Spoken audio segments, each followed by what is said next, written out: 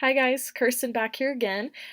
So we're talking about the DIKW model.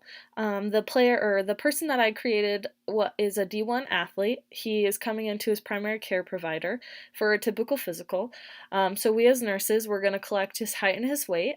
He is 6'1" and 231 pounds. That's a typical height and weight of a D1 football player. So we're going to use this data to connect it with our information. So we're calculating his BMI at our physical to see if he's obese, what we can change, whatnot. With a height of 6'1" and a weight of 231 pounds, his BMI comes to be 30.5. So, and that puts him in an obese range.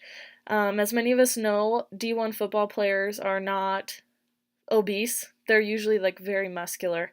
So we see that he's obese according to the BMI chart. And that is our knowledge. We know based off of that chart that he's obese, or as they say, but we're going to tie in our wisdom here and our experience, and that is able to help us conclude that the athlete is not obese. He has a lot of muscle mass, and if we really wanted to get down to it, we could measure his muscle mass as well.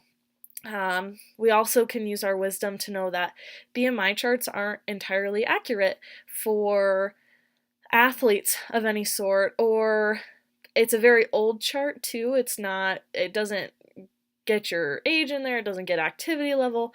So we're going to tie in that piece of our wisdom into that. So through this whole scenario, we've tied in our data, height and a weight.